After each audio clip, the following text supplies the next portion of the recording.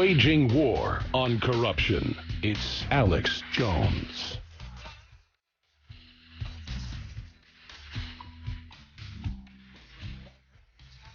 By the way, I don't usually think when lines keep dropping that it's a conspiracy, but when somebody like Lieutenant Colonel Tony Shaffer's coming on, this stuff starts happening. Because believe me, they don't like him coming on this show. Talking about Benghazi, any of it. I mean, our guests get subpoenaed by the Justice Department, you name it, on Benghazi. I mean, they are listening right now. So he may not even be able to be on today. We'll see. We keep trying. It's busy. He gets on. It disconnects. So we'll see what happens with Lieutenant Colonel Tony Shaffer here today on the broadcast. Speaking of what's happening right now with President Obama set to speak tonight, announcing reportedly expanded military operations against ISIS that's been openly armed by NATO and others, and with Benghazi weapons. That has now been admitted to, even by top generals on Fox News. Obama is set to ignore Congress and announce the serious strikes tonight. Congress has been trying to consult with him so they can be part of the decision. And I tell you, I won't cry myself to sleep at night if ISIS gets bombed. The question is, Congress is supposed to be in charge of this, then the president execute. He is not consulting Congress. This article out September 10th. President Barack Obama is set to ignore Congress once again by launching military strikes inside Syria without consulting lawmakers, a move that threatens to inflame the entire region, given that Assad government has repeatedly insisted it will consider any military activity inside Syrian territory as an act of war. Yeah, I mean, this will set the precedent for U.S. aircraft to be bombing inside Syria, who our government a year ago was trying to overthrow so that the coalition of radicals, 60+% being al-Qaeda affiliated, that's even the Pentagon's admission, could take the country over and blow up every church they found. It just doesn't hold water. It's bizarre. And it isn't bomb ISIS in Iraq, more than a few bombings a day that looks like it's just for show, like Clinton blowing up the Nigerian aspirin factory when he got caught lying about Monica Lewinsky. It really reeks of wag the dog type stuff, what's happening in Iraq. This will probably be on top of the presidential headquarters. They'll claim al-Qaeda's in there or something. Really amazing. I wanted to get Tony Shaffer's take on it. We'll see if that happens. President Obama is prepared to use U.S. military airstrikes in Syria as part of an expanded campaign to defeat the Islamic State, and does not believe he needs former congressional approval to take that action, according to people who have spoken with the president in recent days. And you got different Republican leaders coming out and saying they agree with that. Obama is set to deliver a primetime speech tonight, during which he will make the case for U.S. airstrikes inside Syria in the name of targeting ISIS militants. Is he going to bomb them on 9/11? Is this all wag the dog from Benghazi revelations that are coming out? I think undoubtedly it is wag the dog, but wag the dog away from what? What are they trying to distract and divert away from right now? And will there be this fabled terror attack that we are being told is coming inside of the United States on or before 9/11? I know this, there better not be any terror attacks, because this government's going to be held responsible, at least by the public, I think, for having wide open borders while all this goes on and giving them the Stinger missiles. Guys, relax. If you can't get him, it's no big deal. We'll get him tomorrow or something. Appreciate you trying so hard. I see you guys stressed out. I know the audience wants to hear from him, but it's not that big of a deal. Oh, perfect. As soon as, fantastic. Now, again, a lot of things have been happening over in the Middle East. It's a fluid and complex situation. But I know this. Al-Qaeda was supposedly defeated pretty much a few years ago, and now we're told the son of Al-Qaeda, IS or ISIS, is taking over the whole planet. They're going into Africa. They're going to the Middle East. They're going into India. They're showing up in the Far East. They're supposedly in Mexico. Is that true? And what is NATO's real policy when they help fund this very group to attack Syria in the last 2 years? I know that he's been critical of what's been happening in Syria, backing these rebels, We have Lieutenant Colonel Tony Shaffer on, who is also a best-selling author. He's the guy that testified in Congress about Stratus Ivy. The Last Line is his latest book. He's written nonfiction, but The Last Line is fiction, so I guess you can get more stuff in there and not have it censored. And it just went into paperback. Again, it is a New York Times bestseller and has 4.5 stars on Amazon.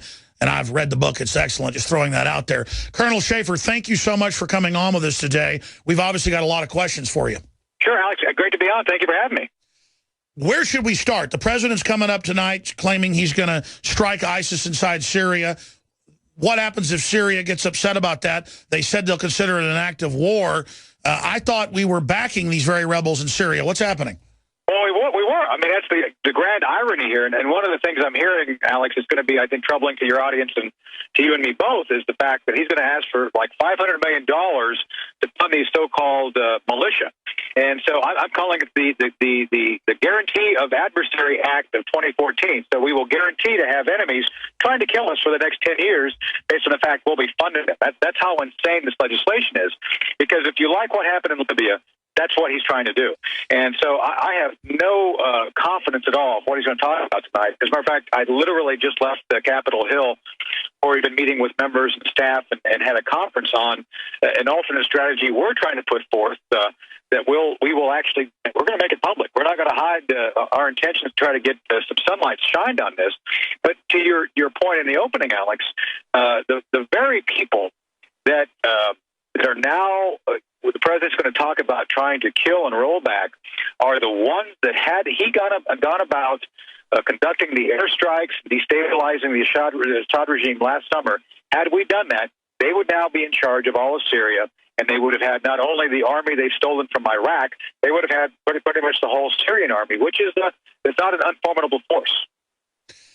Well, we're even hearing from the family members of one of the journalists who reportedly had his head sawed off by these crazies that it's the so-called good rebels in Syria that sold him to ISIS. And I've seen Pentagon numbers of 65% of the jihadis there in Syria are al-Qaeda or ISIS linked. What's the numbers you've got? The numbers are higher than that, and I don't want to get into it because I've been told exactly what they think they are, and I have to stay away from that. But let me just tell you they're higher. And this is the concern that you and your audience, I think, really need to internalize here, is that funding these guys fundamentally may well help destabilize Assad, but when they're done with Assad, they're coming back towards us. There is no good to be had from funding these militia. And as you point out, Alex, rightfully, that these so-called allies, these guys that we were working with, sold the journalist, one of the American journalists, into ISIS for purposes of their own making. So let me be painfully clear here, there are no good radical Muslim militia. Anytime we fund something like that, it will come back to bite us. One of the policy points we just made to members in Congress here, Alex, is the fact we have invested in a workable military organization in the Middle East. These consist of militaries that we have helped shape: the Egyptian military, the Jordanian military. These are all militaries which we've invested in. They have sent officers to the military academies, to the war colleges. And for goodness sake, why would we not want to work with them, such as the Egyptians, who right now, by the way, Alex, are doing what we should have done in Libya? The Egyptian military is now trying to retake the cities we allowed al-Qaeda to take in Libya, and they're engaging in against these very sort of militia in the Sinai Peninsula, trying to help the Israelis out. So again, we tend to actually do damage to the very allies we have, such as the Egyptians, and yet we fund these guys, and what we see here are again the tragic results of journalists being beheaded. And I was in the meeting with the Syrians who have been displaced by ISIS. I was in a meeting with the Christians yesterday who were just, and Alex, let me be clear here. They don't want to come here. They just want to have help regaining their 5,000-year-old cities who they've lived there in peace for thousands of years. They want them back. They don't want to come here. And yet somehow we have allowed for this ISIS to destabilize the region. And again, it's not like they're going to just take Assad out. They're going to try to establish their own state, and they're going to come here to kill us next. All these years, supposedly, to take out al-Qaeda, being backed by Saudi Arabia and others, and now they've got hundreds of millions of dollars, if not billions, and we're told, oh, just give more money to the non-radical group that's the minority, and as you said, are radical as well. This sounds like more covert funding of ISIS and maybe a payoff to get them to stop attacking Iraq and to go back after Assad. I mean, there's got to be some real policy here, or is some covert policy, or is this really total ineptitude? Because I remember you here years ago when Benghazi took place on 9/11 saying it was an arms deal to get weapons to al-Qaeda. We just call them ISIS now. So give us the inside scoop. The policy is one that's been heavily influenced by, I believe, what is the issue we should have been dealing with the past 12 years, Alex, which is something called the Muslim Brotherhood. And as much as I think a lot of folks have been made to think that they are a moderate organization, they are not. And since last we talked, I met with General al-Tawhimi. General al-Tawhimi is the chief of intelligence for the Egyptian nation. He is a mentor of now President al-Sisi. And during my meeting with him, Alex, we spoke about a number of things. And one of those things is the Muslim Brotherhood. There are clear and concise reasons, Alex, that the Egyptians outlawed the Brotherhood. The Brotherhood have been the reason that while we have met al-Qaeda and defeated them in every tactical engagement for the past 12 years, anytime we have to fight them, we win. The reason that al-Qaeda has not been defeated is because you have the Brotherhood, who is essentially the feeding organization. They're the ones who are behind the scenes helping fund al-Qaeda, all along pretending to be a quote-unquote moderate organization. An organization, by the way, that is closely aligned to an organization called CARE, right here in the United States. The Holy Land Foundation was who were members of the Holy Land Foundation were convicted because of their links to the Brotherhood. The same Holy Land Foundation had members of CARE who were unindicted co-conspirators. So right there is all you need to know is that the fact. Well, let me expand on that. Yeah. The monster growing the al-Qaeda and ISIS heads is the Muslim Brotherhood, Saudi Arabia, and others. And so every time you cut a head off, 5 more grow back. Correct. And then now, why would President Obama and NATO, because I know there's an internal fight going on, and it really made the military mad here in the U.S. That's why we got so much intel on what really happened from you and others. Bottom line, how did they think they'd get away with giving 15,000 MPADs to al-Qaeda and to other jihadis? How did they think when they're running around, Reuters is now reporting, and so is the Washington Post, that yes, they have U.S. M16s, yes, they have U.S. anti-tank weapons, yes, they have U.S. anti-aircraft weapons, and they're trying to claim, oh, they got them from the other Syrian rebels. Who is guilty for this in Washington? I know that's a dangerous thing to talk about, but I know that's what you are discussing behind closed doors. Who's to blame? Well, the administration, this is bad policy. This is a combination of the National Security Council under Susan Rice, Alex, is the equivalent of 8-year-olds running around in Brooks Brothers outfits. I'm sorry. Seriously. Sorry. They have no clue. And then you have a radical ideology that, gee, maybe the United States ought to be taken down a few notches, and maybe if we just treat people better, they'll understand us. Maybe if we talk to them nicer and show that we understand, that they'll be nicer to us. That is the thinking here, believe it or not. And what that translates into is hugely bad policy. You cannot believe, Alex, some of the nonsense I hear comes out of the National Security Council. Well, when I see Susan Rice speak, I'm no military person, but I study military news every day. They talk like buffoons. A private in the Army would know more than these women do. I mean, and they're in charge of all this. Sorry. Well, correct. Yeah. So that's what we're dealing with, Alex, is that we don't have any adults in the room actually doing anything. And as much as I'd like to believe that they're going to figure out a policy going forward, I have no confidence tonight that this policy that President Obama is going to announce will actually do anything to deal with the Islamic State or ISIS, whatever you want to call it, in any substantial way. Because, Alex, fundamentally, they've been supporting the very underpinnings of the whole network. It's not simply about ISIS. It's about al-Qaeda in the Arabian Peninsula. It's about al-Qaeda in the Islamic Maghreb. It's about Ansar al-Sharia. It's a network, Alex, that's sprung up from the fact that we never got to the root cause of this, which is the Muslim Brotherhood. I just don't see how a president is going to get up on television and claim he's going to run some airstrikes against ISIS and then arm the other Syrian rebels who've been fighting side by side with them to then displace ISIS. I mean, from the perspective of Assad, he can't trust what Obama's saying. What happens if Assad starts shooting surface-to-air missiles at the U.S. aircraft that go in there for these strikes? Well, that's going to be an interesting dilemma because backing up Assad is both Hezbollah, which is essentially the other terrorist organization run by Iran, and our friend Vladimir Putin.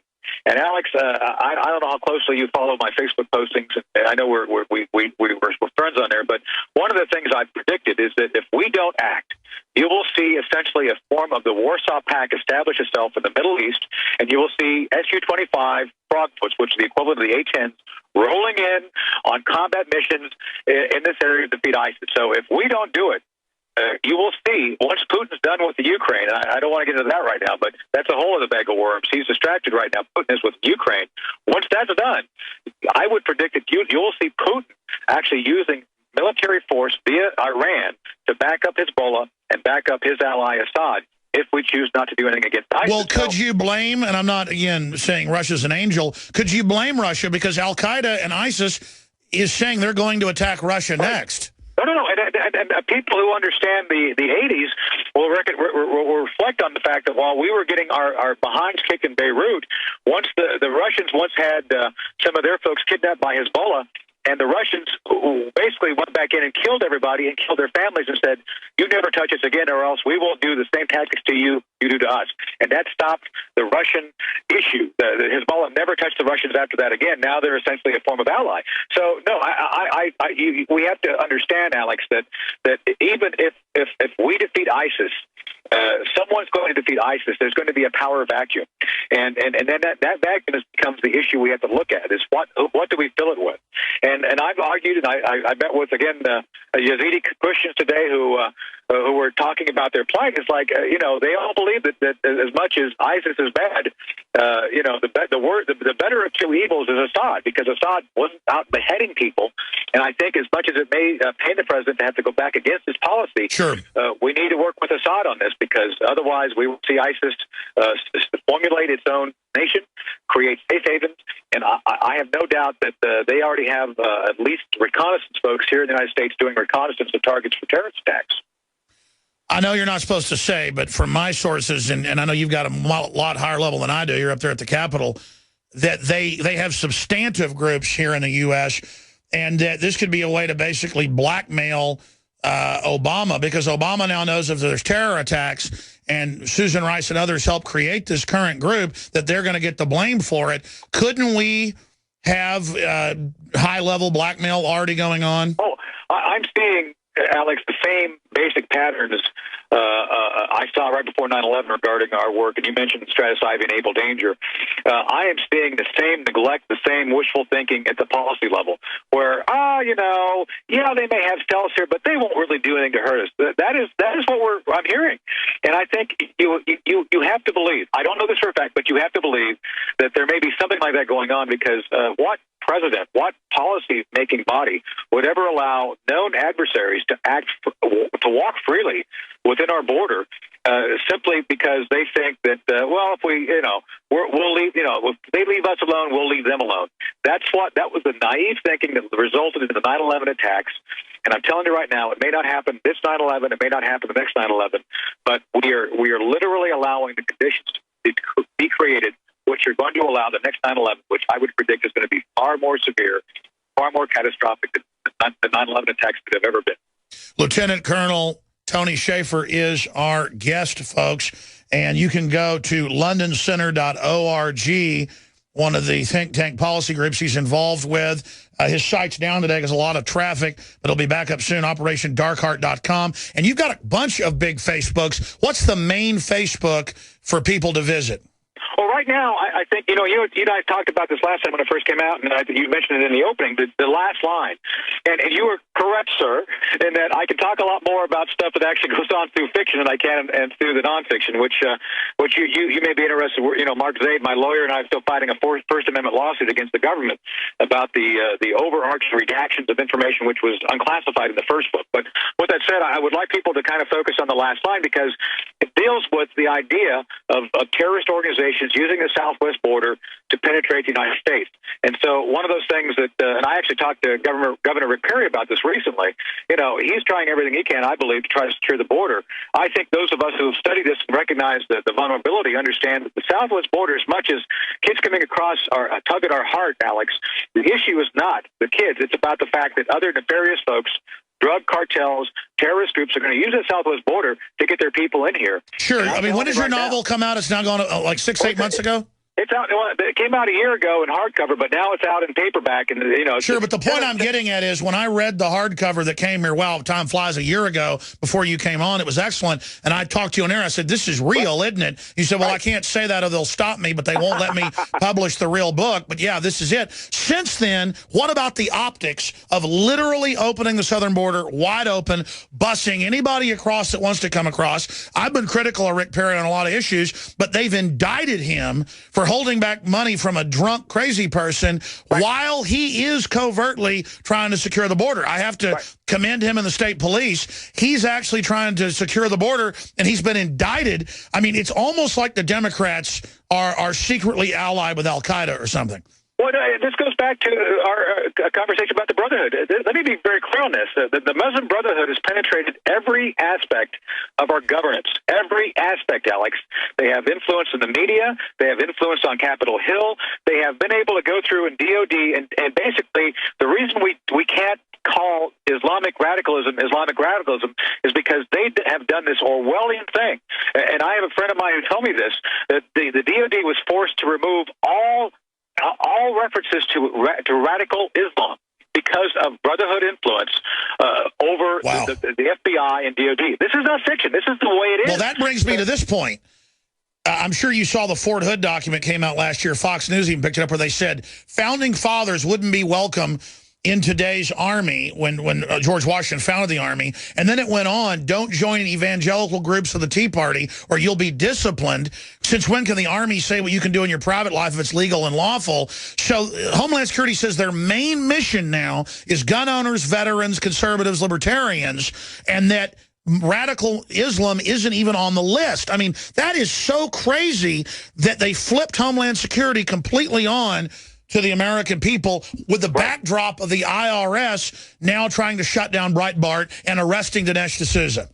Right. You're correct. And this has been their work behind the scenes. This has been a long-term, again, Alex, while we've been fighting al-Qaeda in the battlefield and winning, these folks have been working behind the scenes to subvert all of the governance we hold dear. And again, I hope your audience understands I'm not being overblown on this. Their influence is real.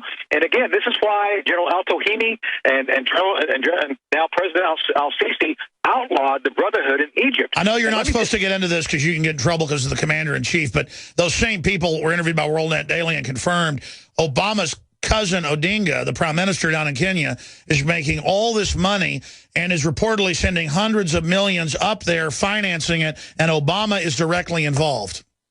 Well, I don't know that for a fact, but let me tell you this little tidbit, Alex, that I think your audience needs to understand. Just a few days before I met with General al-Tohimi, the chief of Egyptian intelligence, John Brennan was there. John Brennan, our director of CIA. So one of the things that General al-Tohimi brought up to me is that he had brought up to John Brennan their issue with the Muslim Brotherhood.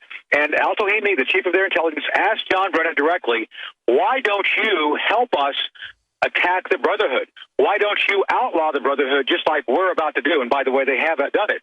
And so al-Tohimi didn't really tell us what Brennan said, so I asked him, I said, with all due respect, General, what did John Brennan say to you when you said that, the Brotherhood's an enemy? What was his reply? He stiffened up, Alex, in his chair, looked at me sternly and said, John Brennan laughed in my face. Now think about that. Our director of CIA laughed at the chief of intelligence of Egypt because he was told that the Brotherhood is a threat. And that tells you... Oh, the Brotherhood was blowing up churches, crucifying people, attacking military bases, trying to blow up the Suez Canal last year that forced the military to go after them. When they got power, they had a reign of terror in Egypt. That's correct. And so but that tells you right there that John Brennan does not believe that the Brotherhood is a threat because he has been brainwashed by these so-called moderates who are really not. Colonel Shaffer, we're out of time. I could do 5 minutes overdrive, but you probably got to go. Can you stay 5 more minutes after this 1 minute break? I can, yes. Okay, because I want to know about anything else on Benghazi, because, I mean, I saw top general on Fox News admitting, yeah, we armed al-Qaeda, it turned into ISIS. Yeah, Benghazi weapons got there.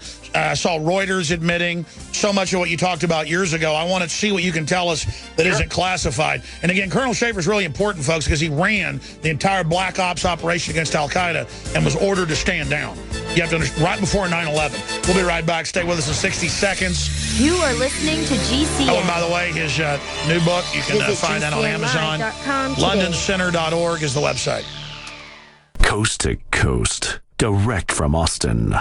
You're listening to the Alex Jones Broadcasting Network.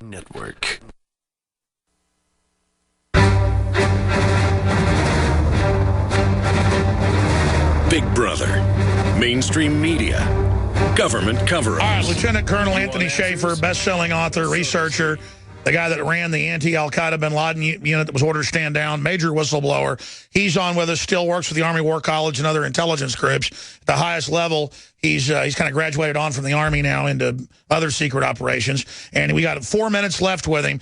I want to ask you 2 things. What more we know about Benghazi, because everything you said right after it happened here turned out to be accurate. It's now all admitted. And what do we know is in the 28 censored pages of the 9/11 report? People that have seen it said it would bring down the whole system. Well, 2 things. The big thing focus now, Alex, is who turned off the response that night of Benghazi. We know it was turned off, and just so you know how the military works, once a credible act of terror is reported, all commands start, basically to use a Civil War term, right towards the fire. Someone shut it all down, and that's what we're trying to get to now. So that's going to be the focus of a number of folks, to include myself. Someone said no to rescuing those people. We want to know who. There was an order to stand down. There is a cover-up. What did the president know? When did he know it? That's it. That's what the focus is. As to the 28 pages, I've met with and talked to multiple members of Congress who read it. They are convinced the American people need to see it. It has to do with information which is not convenient to the White House, either White House, the Clinton White House, or the Bush White House, and it has to do with an ally who essentially looked the other way and allowed a lot of support for the terrorists who conducted the attack. And so that's what's in there. It's something that I think it's all right, without getting you in trouble. It's embarrassing.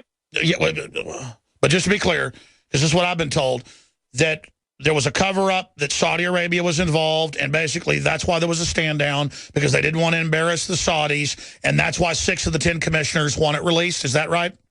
I can't confirm everything you just said, but I can confirm the Saudi is the name of the country which is being implicated, yes. And do you think it's going to be released?